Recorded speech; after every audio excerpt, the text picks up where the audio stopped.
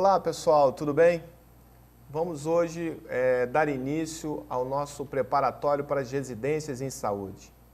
Bom, meu nome é Rafael Azeredo e eu vou ficar com a parte do SUS. Então, começando do SUS, a gente vai fazer hoje um pequeno histórico sobre todas as políticas públicas relacionadas à saúde no Brasil. Então, reparem lá no nosso slide. Olha, tudo o que a gente vê na grande mídia hoje no Brasil, né, é que há uma verdadeira crise generalizada na saúde pública. E essa crise, será que ela vem de quando? Será que ela vem de agora, do governo atual, do governo passado, anterior? Então, há uma crise generalizada e é preciso que a gente compreenda essa crise e é preciso que a gente compreenda se de fato nada que existe no Sistema Único de Saúde funciona. Porque hoje a grande mídia, ela mostra para a gente quais são os fatos do dia a dia que a gente vivencia, que a gente escuta diariamente. Então a gente escuta isso, olha só.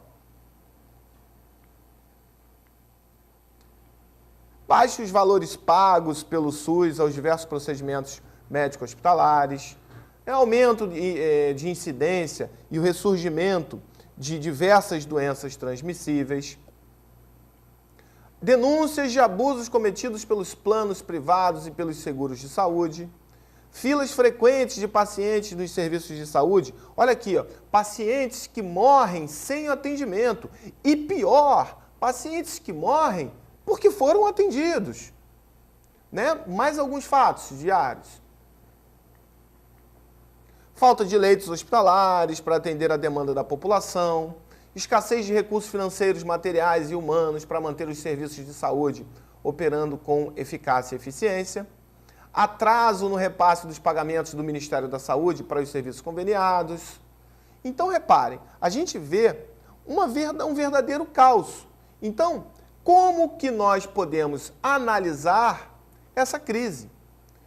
Um dos instrumentos importantes para que a gente compreenda, né, os problemas existentes no nosso cotidiano é justamente analisar todo o processo histórico existente por trás disso.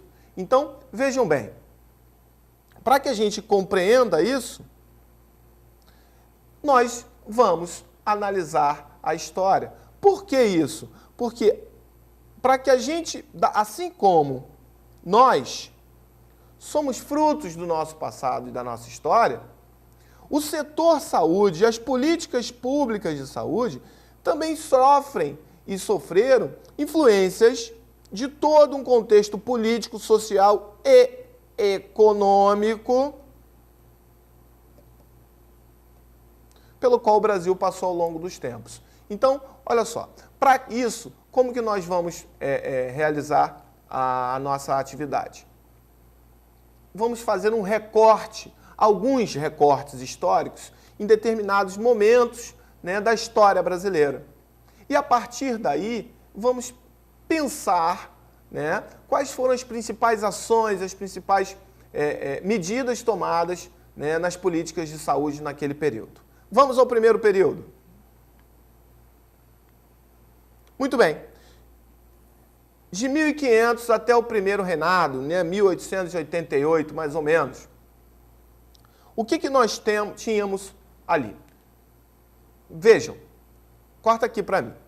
Nesse período, quais são os fatos históricos? 1500, Brasil descoberto, né, o processo de colonização, né, e aí, passados aí 100, 200 anos da nossa história, aqueles moradores, né, os brasileiros ou os que viviam no Brasil colônia, caso algum brasileiro, algum morador daqui da colônia, precisasse de alguma atenção à saúde, a quem é que ele recorreria? Então, olha lá, esses indivíduos, caso, né, a atenção à saúde, ela era dada para a grande massa da população, principalmente pela figura dos boticários.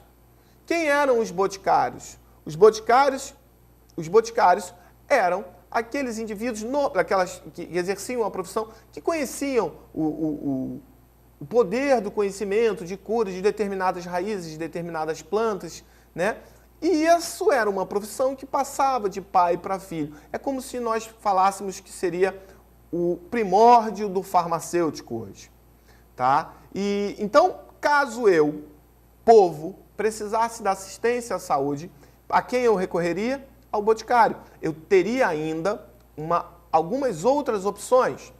Por exemplo, eu poderia associar, né, esse problema de saúde a alguns fatores sobrenaturais, o que era também muito comum, certo?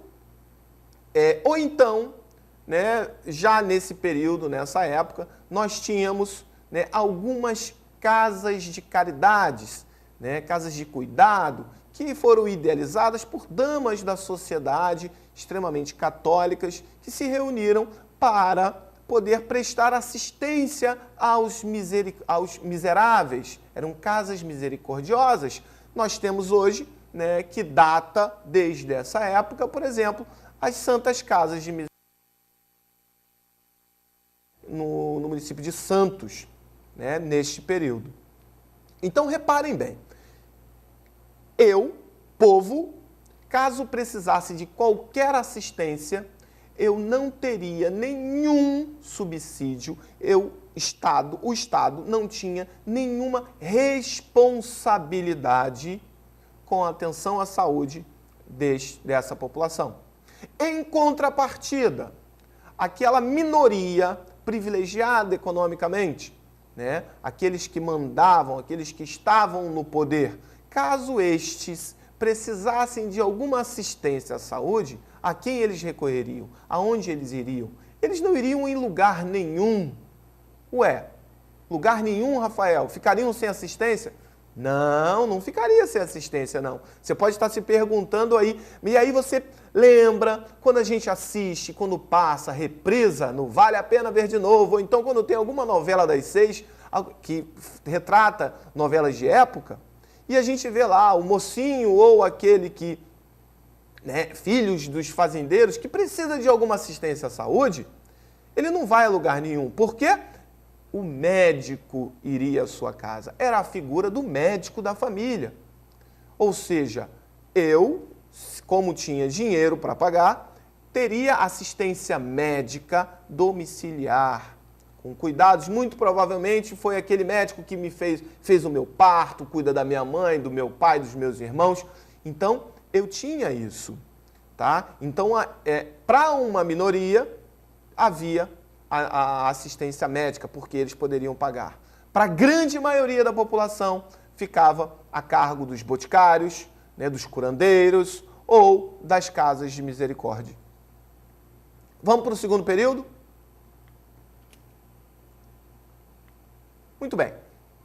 A gente chega aqui na República Velha e é importante, vem aqui, é importante que a gente cite alguns momentos políticos, né, que nós vivemos no Brasil nesse período. Nós vivemos dois fatos marcantes no final do período passado e início desse período que nós vamos estudar. Um é a abolição da escravatura. Então, usaremos isso daqui a pouco. Ué, Rafael, mas o que isso tem a ver? Lembrem-se, toda a história das políticas públicas de saúde sofre influência, né, do contexto político, social e econômico da época. Então, isso foi um fato marcante. Abolição, quem substitui a mão de obra do escravo, imigrante. No início, principalmente italianos. Tá? E usaremos isso já já. E um outro fato é a vinda da família real para o Brasil. Fugida da Europa. Vem toda a família real fugida da Europa para o Brasil, né, fugindo de Napoleão, fugindo da guerra.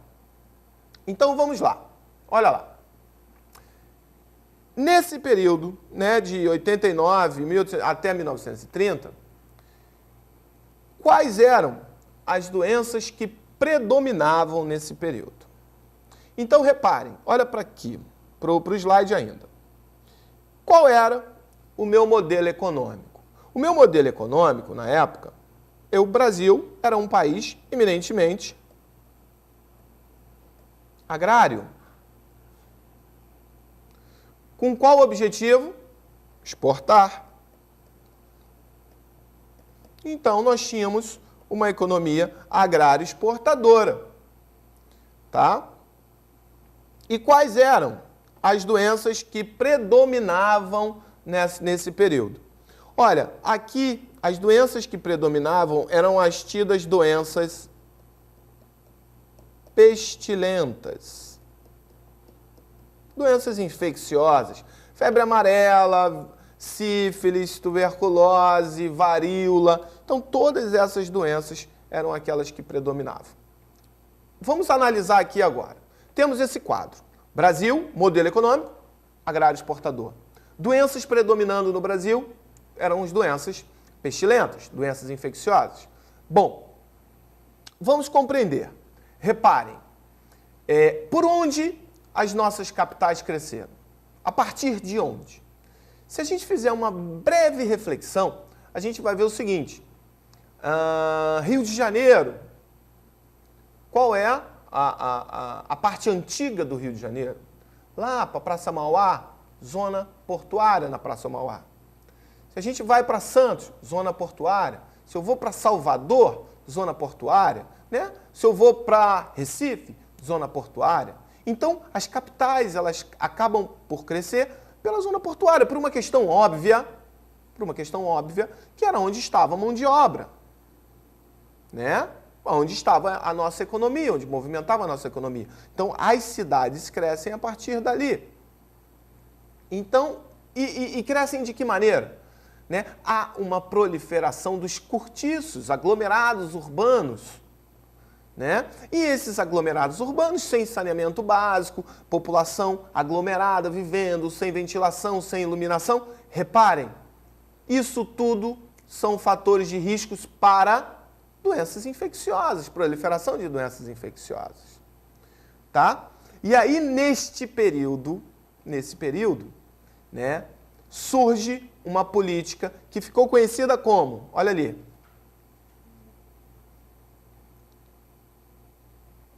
sanear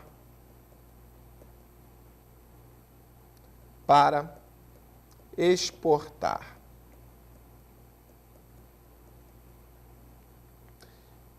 O que é isso? É o chamado sanitarismo campanhista. Que é o quê? Aí a gente pensa, você está aí sentadinho no seu sofá, sentadinho na sua cadeira, e aí pensando assim, nossa, os políticos da época se preocuparam, né, com as epidemias dessas pestes, das doenças pestilentas? Na realidade, isso era segundo plano. Por quê? Porque a grande preocupação foi econômica. Porque navios europeus ameaçaram não atracar mais nos portos pestilentos brasileiros. Opa, se isso acontece, consequentemente, o que vai gerar na minha economia? Perdas econômicas. E isso não é interessante. Como é que eu sou político e sou produtor do café? Como é que eu vou escoar a minha produção? Temos que tomar alguma medida. Né? Então foram tomadas medidas sanitárias. E não imaginem que as campanhas sanitárias tinham a conotação dos tempos atuais. Porque o termo campanha é um termo militar, tá? De origem militar, de uma ação militar. Então, de fato, foram ações militares. E essas ações militares, essas campanhas sanitárias, não era asfaltar, saneamento, água tratada. Não! Eram ações militares violentas e impositoras que simplesmente demolia o cortiço e expulsava aquelas famílias dali. Pronto, saneei a área. Tá? Então, isso foi a atitude tomada, né, na época para que se não perdesse, né, não se tivesse perdas econômicas com a economia. Olha lá para o slide. Né, nós temos ainda nesse período, aqui, o que ficou conhecido, né, ainda no auge de uma epidemia de varíola, né, se busca o maior especialista, né, no combate a essa epidemia e se chega a Oswaldo Cruz. E o Oswaldo Cruz institui a vacinação obrigatória. Bom, isso causa uma grande revolta, que ficou conhecida como Revolta da Vacina. Aqui a gente tem uma charge, né, dos jornais da época, né, uma outra charge aqui, né, com Oswaldo Cruz, né, à frente de um exército, né, e o texto, né, Higiene Amuque, né? E a gente pode imaginar o seguinte, olha aqui para mim, a gente pode imaginar, nossa, quanta ignorância, né, a população, né, se recusar a vacina, uma coisa tão boa para ela. Mas vamos imaginar o seguinte, pessoal, quando a gente fala, primeiro que houve um choque cultural importante, né, porque as mulheres não andavam com os ombros à mostra. Segundo, que toda vacina, o que é a vacina? É o vírus atenuado. E aí, de uma maneira geral, e aí, o que acontece? Reações, uns com umas reações a mais, outros menos, mas reações. E o que acontecia com as pessoas? Olha, em tempo que eu tenho uma reação, eu não trabalho, não trabalhando eu não recebo. Fora a questão de militares positivistas que foram de encontro à questão da obrigatoriedade. Tá? Isso gerou uma revolta armada no Rio de Janeiro, que foi derrotada e a vacina obrigatória foi, de fato, imposta. Vamos lá. Importante, né? 1923, tá? Essa data, gente, é uma data importante porque ela institui a Lei Eloy Chaves, né? Ela cria, foi quando foi criada a Lei Eloy Chaves, que institui as caixas de aposentadoria e pensão, CAP, Caixa de Aposentadoria e Pensão, né? Tá aqui, as CAPs. Então, reparem, o que são as CAPs? Deixa eu apagar aqui a bagunça para a gente rabiscar mais. O que são essas CAPs? Não são caixas, né, que eram organizações geradas por empresas. Então, cada empresa poderia organizar a sua caixa de aposentadoria e pensão. E essas caixas tinha verba de onde? As CAPs, elas vinham do trabalhador, da empresa e do governo. Olha aqui para mim. As caixas a Lei Eloy Chaves é a primeira política pública de saúde no Brasil. Questão de concurso já. 1923. Lei Eloy Chaves institui as caixas de aposentadoria e pensão, primeira política pública de saúde no Brasil. Tá? E essas caixas de aposentadoria e pensão eram organizadas por empresas. Cada empresa poderia organizar a sua caixa e vinha um recurso, né, do trabalhador, uma pequena parcela do salário do trabalhador, uma segunda parcela do empregador e uma maior parcela a contribuição do governo. Pela primeira vez o governo coloca um dinheiro. E dava direito para quê? As CAPs davam direito, como o nome está dizendo, a aposentadoria, pensão e assistência médica para o trabalhador e seus dependentes. Vejam bem, primeiro que isso não é de graça. Lembra da história dos imigrantes? Né? Isso vem através de várias reivindicações, a primeira greve, né, dos trabalhadores da indústria no Rio de Janeiro, uma greve geral, né? Tudo isso graças a uma conscientização coletiva e sindical que os imigrantes, principalmente italianos, trouxeram para o Brasil. E a partir dessas reivindicações, e paralelo a isso, ao elevado número de acidentes e tempo, né, e perdas de produção, né, viu-se que era possível realizar isso. Então, essas caixas de aposentadoria e pensão, elas não resolvem os problemas. Por quê? Várias empresas não conseguiam se organizar para montar a sua caixa. Somente aquelas empresas que estavam diretamente ligadas ao modelo econômico da época. As demais empresas não conseguiam. Então, aqueles indivíduos que ou não tinham caixa de aposentadoria e pensão ou na sua empresa ou estavam desempregados, quando precisava de uma assistência à saúde, a quem eles iriam recorrer? Ainda, pessoal, ele ia para o boticário, ele ia por caridade ou ele iria para os curandeiros da vida. E o governo não tinha nenhuma responsabilidade com aquele indivíduo que não contribuía. Tá legal? Vamos para a próxima época? Seguindo.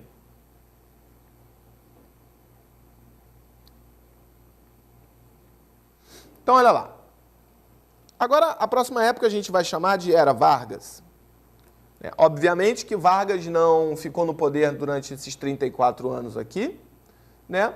Mas ficou no poder em duas oportunidades. Mas aqui, ó, o que acontece no Brasil aqui? Aqui no Brasil, né, é quando o Brasil começa um processo de industrialização. Tá? O Brasil começa a se industrializar. E aí é importante que a gente ressalte o seguinte. Olha para mim.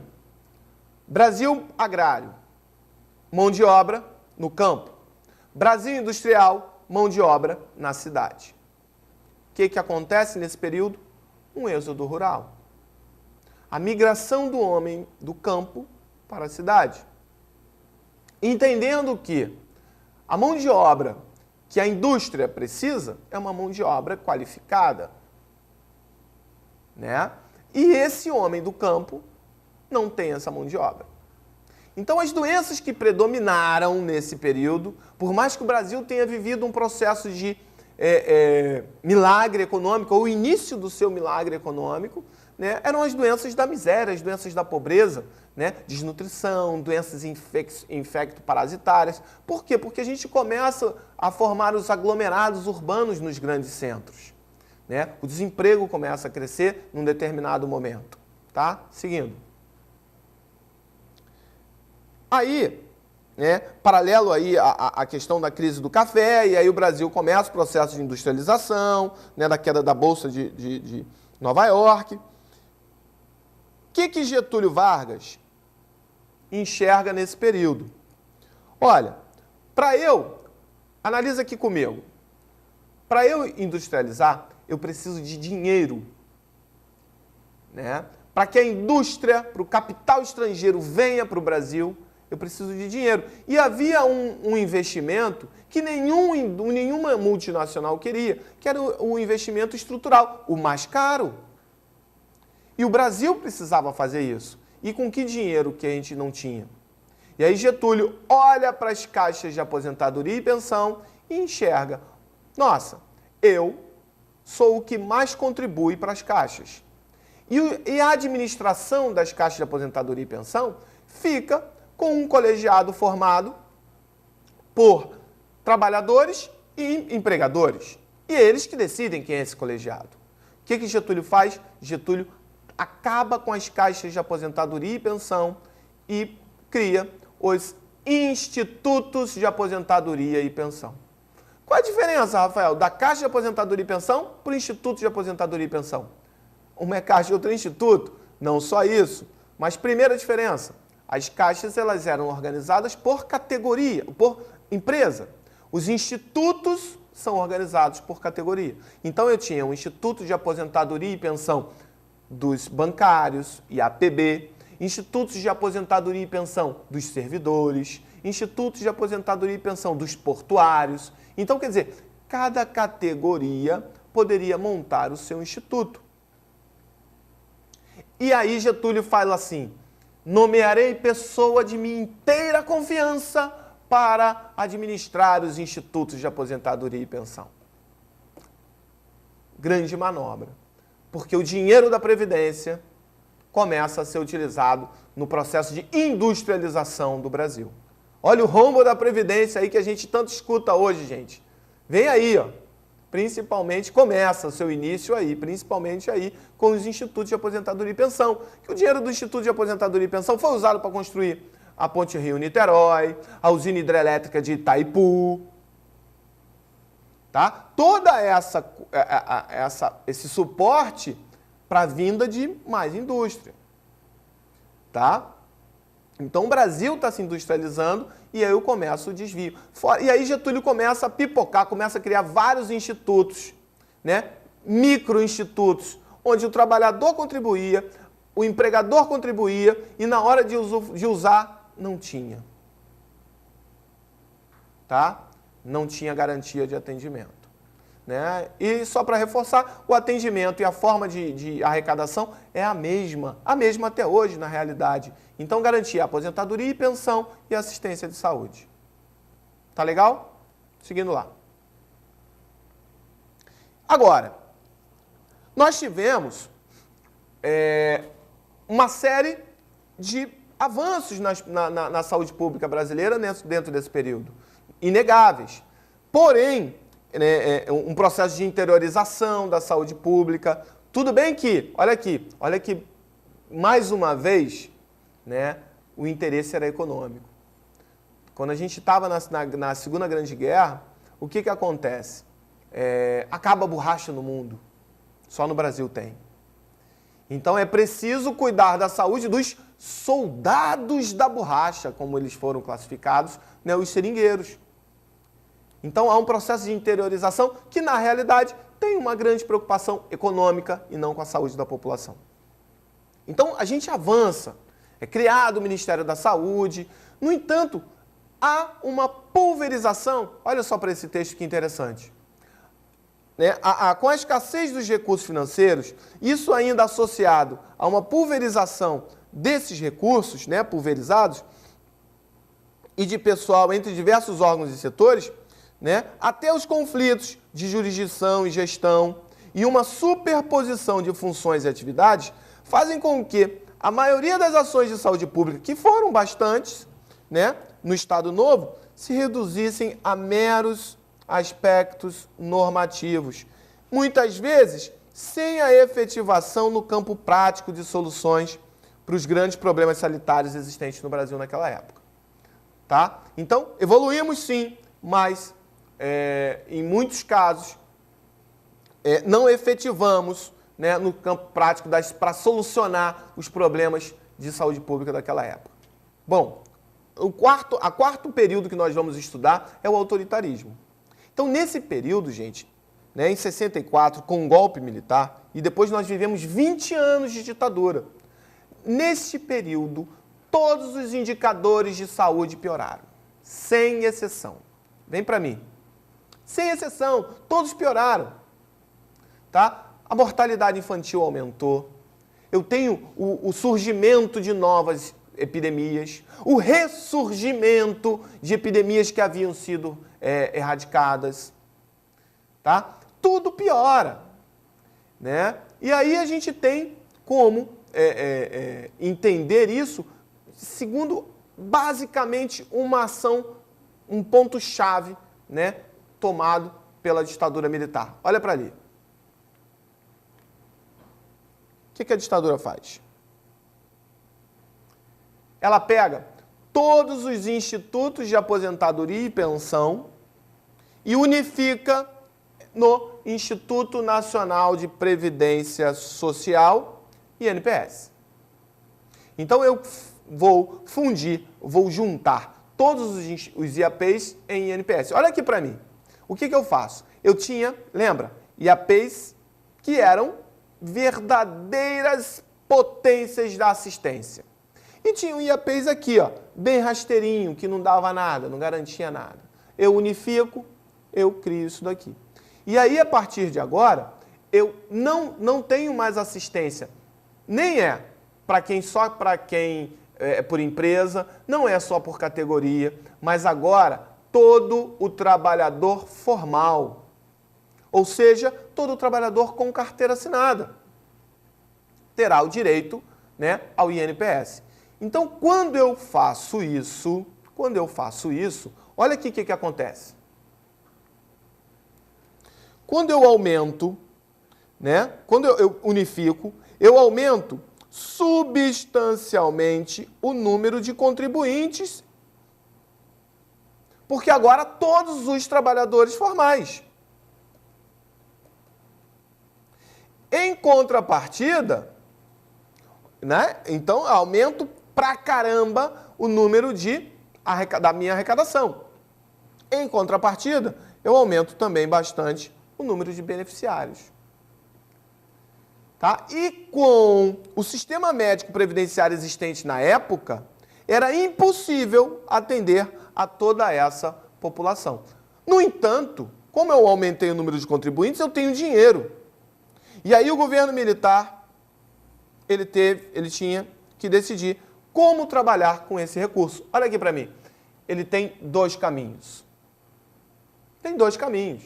Caminho 1, investir na saúde pública, investir na prevenção, na atenção básica, no combate às epidemias, fortalecendo as ações de saúde pública.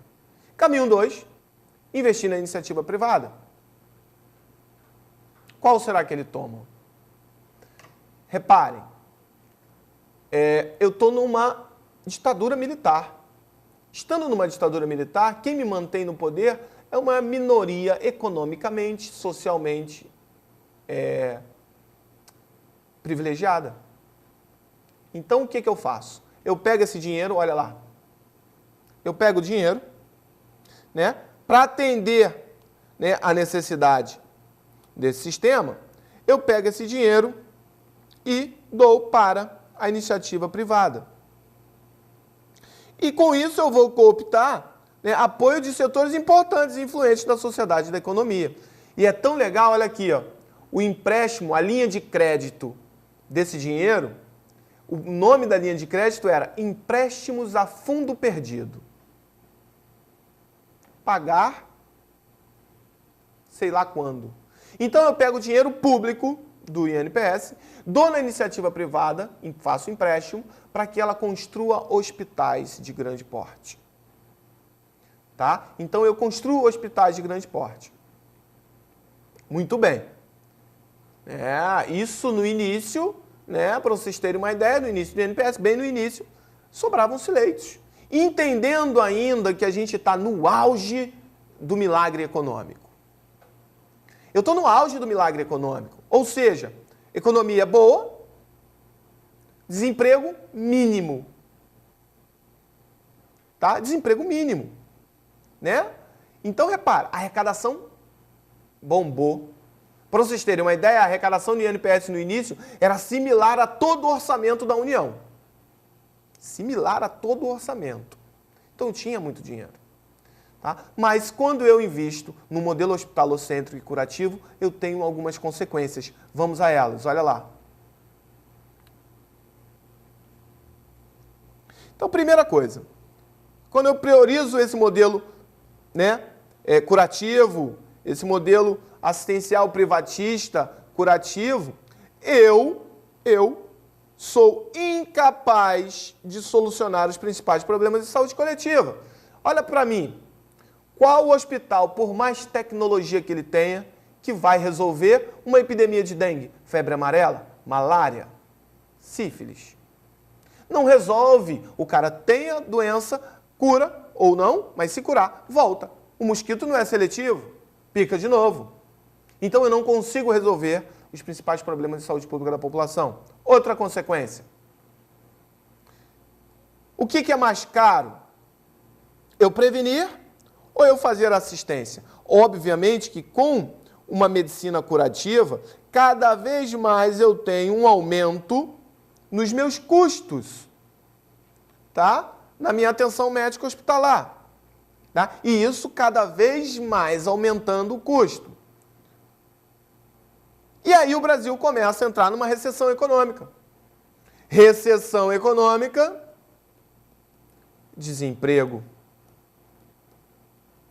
Então, olha só, na medida que eu aumento os custos, aumento o custo, o que eu faço com a minha arrecadação? Diminuo a arrecadação. E isso não acontece um para depois o outro, não. Isso vai acontecendo tudo. Tá? Fora que quando eu quando eu... deixa eu apagar aqui. Quando eu tenho um aumento, né, um aumento do desemprego, eu aumento ainda, né, o número de pessoas que estão marginalizadas. Olha, aumento o custo, reduzo receita, né, aumento o custo, reduzo receita, aumenta o número de pessoas marginalizadas, o custo continua aumentando, as receitas continuam diminuindo, o número de pessoas sem assistente continua aumentando. O custo, as minhas receitas diminuem ainda mais com os desvios de verba, né, para cobrir despesas de outros setores, tá? Então, o dinheiro do INPS, ele foi parar na Transamazônica, ele foi parar na indústria, na siderúrgica de Itaipu, na hidrelétrica de Itaipu, tá? E aí eu reduzo ainda mais os custos, porque a União para de repassar. Tá? Então, olha aqui para mim. Quando eu estou no auge da crise, o que o setor privado faz? Olha, o INPS não presta. Né? O INPS não presta, né? Que depois virou o INAMPS, o INPS ficou com a Previdência, o INAMPS com as ações de saúde. Então, eles fazem um jogo de siglas, cada vez burocratizando e facilitando os desvios. Né? Mas ele não presta, o INPS, o INAMPS não presta, não paga, paga atrasado, é uma bagunça. Fora todas as corrupções e fraudes que os hospitais cometeram, porque não havia controle. E aí o que o setor privado faz? Se descredencia.